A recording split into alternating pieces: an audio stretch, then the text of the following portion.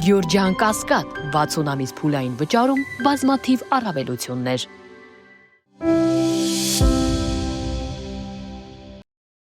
Իրանին հասցվող Միացյալ Նահանգների եւ Իսրայելի շարունակական հարվածների ընթացքում սպանվել է իրանցի 48 առաջնորդ։ Այս մասին Fox News հեռուստալիքին տված հարցազրույցում հայտարարել է Դոնալդ Թրամփը։ Ոչ ոք չի կարողանում հավատալ մեր հաջողությանը 48 առաջնորդ ոչնչացվել է 1 հարվածով եւ ամեն ինչ շատ արագ է տեղի ունենում, հայտարարել է Թրամփը։ Ավելի ուշ CNBC-ին տված հարցազրույցում Թրամփը հայտարարել է, որ Իրանում ԱՄՆ գործողությունները ընթանում է ժամանակացույցը գերազանցելով։ Իսրայելը Թեհրանի վրա հարձակումների նոր ալիք է սկսել, հայտարարել է Իսրայելի պաշտպանության բանակը։ Իսրայելական բանակը պնդում է, որ ոչնչացրել է Իրանի ներքին անվտանգության գլխավոր շտաբը եւ որպես ռազմական հրամանատարական կենտրոն օգտագործվող շտաբ բնակարանը։ Ամերիկա-իսրայելական ռազմական գործողությանը Իրանի պատասխան հարվածներից տուժել են Մերձավոր Արևելքի 10 երկրներ։ Իրանական հրթիռների եւ անօդաչու թռչող սարքերի հարվածներին ենթարկվել են Բահրեյնը, Հորդանանը, Իրաքը, Կատարը, Քուվեյթը, Արաբական Միացյալ Էմիրությունները, Օմանը եւ Սաուդյան Արաբիան, որտեղ տեղակայված են Ամերիկայի Միացյալ Նահանգների ռազմաբազաները։ Ըստ ԼՄՆ-ների տվյալների Սիրիայի հոբ ուժերը նույնպես մասնակցել են իրանական հրթիռների հարվածների հակադարձմանը։ Դամասկոսի բնակիչները հայտնել են մի քանի պայթյունների մասին։ Իրանում հայտարարել են, որ այդ հարձակումներն ուղղված չեն իրենց հարևանների դեմ, այլ բացառապես ընդդեմ Իսրայելի եւ Մերձավոր Արևելքում ամերիկյան ռազմաբազաների։ Թրամփը CBS News-ին տված հարցազրույցում հայտարարել է, որ Միացյալ Նահանգների վարչակազմը սպասում էր Իրանի պատասխան հարվածին Մերձավոր Արևելքում տեղակայված ամերիկյան ուժերի եւ օբյեկտների դեմ։ Նրա խոսքով Վաշինգտոնում ենթադրում էին, որ հարվածը կարող է լինել նույնիսկ կիրակի ավելի հզոր, քան տեղի ունեցավ։ Թրամփը նշել է, որ Իրանի գործողությունները ընդհանուր առմամբ սպասելի էին, սակայն դրանց ուժգնությունը ավելի թույլ էր, քան ամերիկյան կողմը կանխատեսում էր։ Իրանի արտաքսված վերջին շահի որդի Ռեզա Փահլևին ողջունել է Ալի Խամենեիի մահվան մասին լուրը։ Նա Խամենեին անվանել է արյունարբու բռնակալ եւ հայտարարել, որ նրա մահվամբ Իսլամական Հանրապետությունը փաստացի ավարտվում է։ Փահլևին կոչ արել իրանական իշխանություններին չնշանակել փոխարինող եւ զինվորականներին ու ուժային կառույցներին միավորվել ժողովրդի հետ, դա անելով վերջին հնարավորություն։ Նա ընդգծել է, որ սա ազգային տոնի սկիզբն է, սակայն պայքարը դեռ շարունակվելու է։ Փահլևին արտաքսվել է 1979 թվականի հեղափոխությունից հետո եւ այժմ բնակվում է Միացյալ Նահանգներում։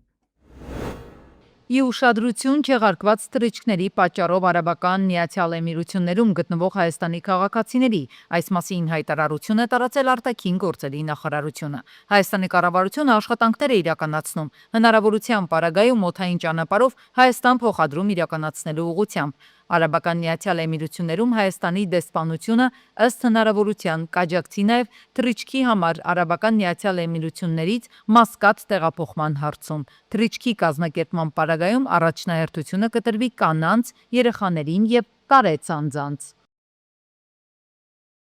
Արտաքին գործերի նախարարությունը հայտնել է, որ զոհերի թվում Հայաստանի քաղաքացիների վերաբերյալ տվյալներ չկան, թեժգիծը ստացել է շուրջ 4 տասնյակ զանգ, հիմնականում չվերթների եւ տարհանման հարցերով։ Արաբական Միացյալ Էմիրություններում դեսպանությունը կապի մեջ է 92 հայ ուսանողների հետ, իսկ Իրանում կապի որոշ խնդիրներ կան։ Հայաստանը նաեւ համագործակցում է գործընկեր երկրների հետ անհրաժեշտության դեպքում տարհանում կազմակերպելու համար։ Տարվա ընթացքում ամենակննարկվող թեմաներից մեկը սննդամթերքի շուկայում գների տատանումներն են։ Երկիր, որտեղ բնակչության մեծ մասը եկամտի 80%-ը ծախսում է սնունդ գնելու համար, բնականաբար միանգամից նկատում է այս կամ այն ապրանքային խմբում գնաճը։ Այդպես էր կաթնամթերքի դեպքում, այդպես է մսամթերքի պարագայում։ Վերջին շրջանում նորից նկատվում է մսի, մասնավորապես տավարի մսի գնաճ։ Օրգանիզմի համար խիստ անհրաժեշտ այս մթերքը մարդկանց մեծ մասի համար առանց այն էլ դժվար հասանելի է։ Խանութներում էլ անցած ամիսներին նկատվել է 10-ից 15% գնաճ։ Թերի կիսատ պետական քաղաքականության հետևանքով մենք դեռևս ունենանք շարունակաբար կրճատվող գլխաքանակ, ինչը անընդհատ բերում է մսի թանկացմանը, ինչը նաև դիտվեց այս վերջերս տավարի մսի դեպքում։ Չկա նորմալ խելացի անասնաֆերմաներ, չկան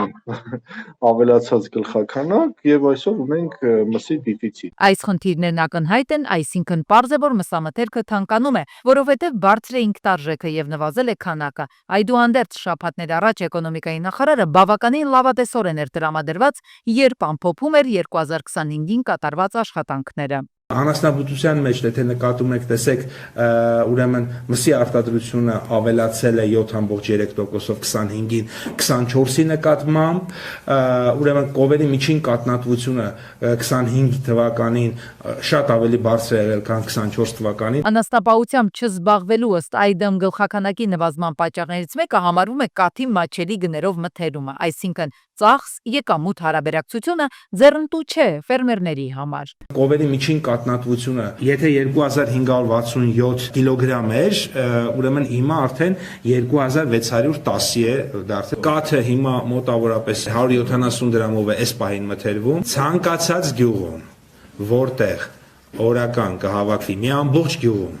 700 լիտր կաթ, խնդրում եմ զանգահարեք էկոնոմիկայի նախարարություն։ Մեր սորտերը այնքան վատն են, որ տարեկան 2000-ից 2400 լիտր կաթնատվությունն են, աշխարհում տես ցուցանիշ երևի չկա, ամերիկյան այծերի չափ են մեր կովերը կաթ տալիս։ Հետևաբար մսատու տավարաբուծությունն էլ էլի նույն վիճակն է։ Այսինքն առաջին խնդիրը, որը նշում են մասնագետները, տեղական սելեկտիվ կայանների միջոցով տեղական կլիմային հարմար մսատու եւ կաթնատու կովերի բուծումն է։ Մյուս խնդիրը, որին բախվում են ֆերմերները, անասնակերի թանկությունն է։ Խոզաբուծության եւ տավարաբուծության ոլորտի մսի ինքնարժեքի էական հատվածը կազմում է հենց սերմի արժեքը։ Անասնակերի հետ կապված խնդիրը պետք է լուծվի, որպեսզի մենք էժան մրցունակ անասնակեր ունենանք։ Որոշակի շրջան նույնիսկ ցանկատարածությունները բավականաչափ կրճատվեցին, մինչև այս տարի պետությունը սուբսիդիոն քաղաքականություն է իրականացնել աշնանացան եւ գարնանացան հացատիկի աճեցման համար, որոշակի աճ կնկատվի նախորդ տարիների համեմատ։ Ամենակարևոր խնդիրներից մեկը, որի պատճառով բազմաթիվ ֆերմերներ նախորդ տարի թողեցին իրենց գործը, հիվանդություններն են, որոնց պատճառով տարբեր տեղեկությունների համաձայն հազարներով կրճատվեց երկրում մանր եւ խոշոր եղջերավորների թիվը Հայաստանում։ Այսինքն, առանց այս մասով պետական վերահսկողական գործիքների ստեղծման դժվար է ֆերմերներին հետ բերել այս դաշտ, ըստ այդմ ավելացնել երկրում անասնագլխաքանակն ու նպաստել մսի գնի նվազմանը։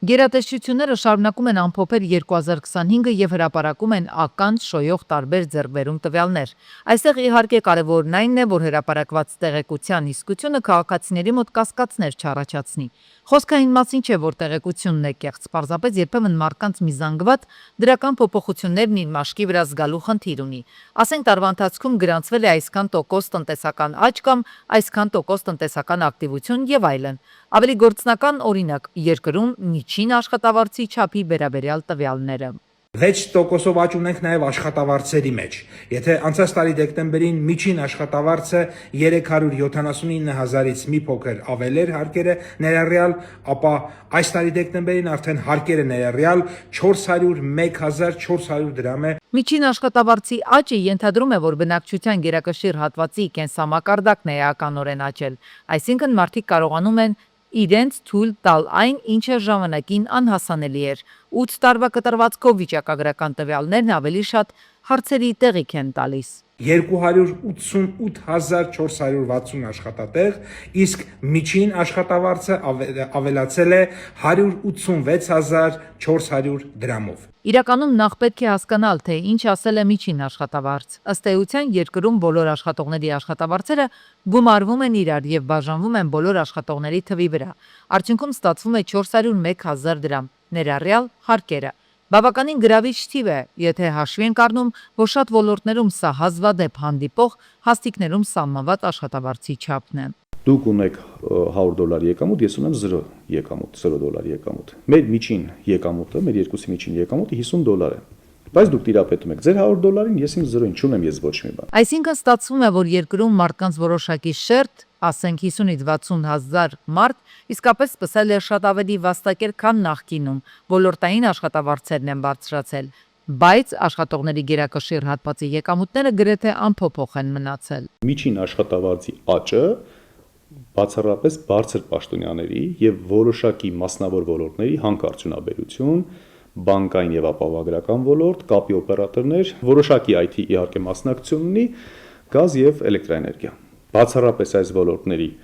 բարձր պաշտոնյաների աշխատավարձերի հաշվին է միջին աշխատավարձի աճը տեղի ունենա։ Կա եւս մեկ խնդիր, որի պատճառով մարդիկ չեն ֆիքսում սեփական եկամուտի աճը, առաջին անհրաժեշտության ապրանքների գնաճը։ 7-ից 8 տարի առաջվա համեմատ սննդամթերքի շուկայում գրանցվել է 30-ից 40% գնաճ։ Իսկ խոսքը առաջին անհրաժեշտության ապրանքների մասին է, որոնք ուզած-չուզած գնում ես։ Այսինքն ստացվում է, որ եթե տարիներ առաջ այս կամ այն ապրանքները կարողանում էիր գնել 100,000 դրամով, ապա հիմա նույն ցանկի համար ստիպված ես վճարել 150,000 դրամ։ Հետևաբար, նույնիսկ եթե աշխատավարձդ որոշակի տոկոսային աճ է գրանցել, ապրանքների գնաճը շատ ավելին է։ Հավելյալ եկամուտդ ըստ այդմ խնայելու հնարավորություն չունես, թողնում ես խանութներում։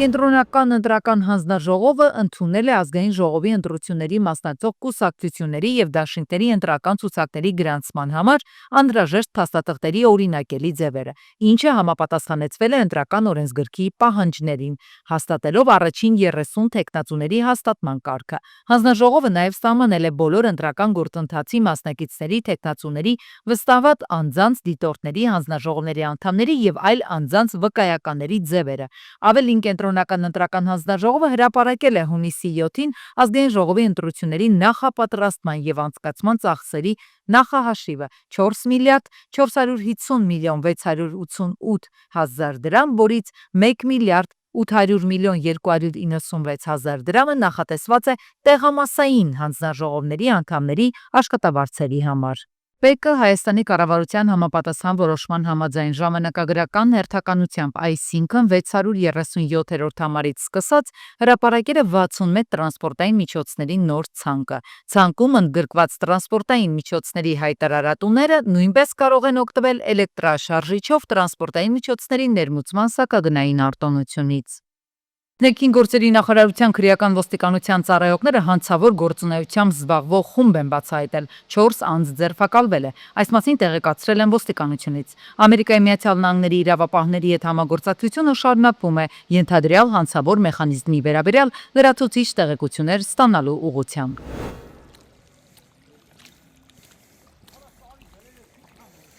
Զանգու գետը տեղափոխվել է Սարիթաղ։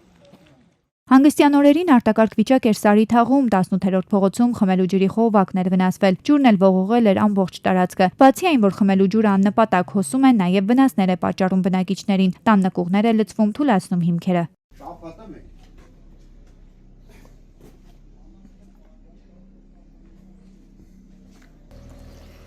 Նույնիսկ բանի կողքով է գնում է, հոսանքի սուների կողքով, որ Հաշվի առնելով, որ խմելու ջուրը Veolia ջուրընկերությանը արագ են տեղեկացրել քաղաքացիները, բայց պատասխանել են, որ աշխատանքային ժամն ավարտված է, մինչդեռ խմելու ջուրը ոչ մի րոպե չի դադարել հոսել։ Կա, էլի вообще 3 օր չեկան։ Կիրակի է, մարդ չկա, 500 անգամ եմ զանգ։ Վիոլա ջուր։ Վիոլա ջուր, հա, էնի միջև 3 օր էլ վերջի բարեր էլ ինչ ասես, արդեն նոր եկան այս վիճակը, յանը մարել են, գնացել են։ 18 փողոցից իջնում է, արդեն կես կիլոմետր սենց ջուրը գալիս է։ Անելանելի վիճակում հայտնված բնակիչները քաղաքային իշխանությանն են դիմում տարբերակներ գտնելու ու խնդիրը լուծելու համար։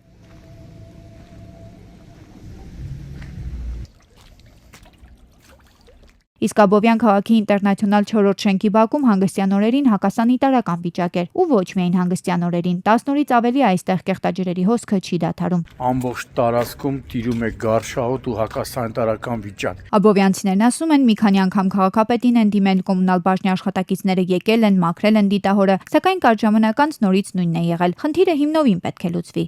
Սա ոչ թե քաղաքապետարանի ֆունկցիայի մեջ է մտնում,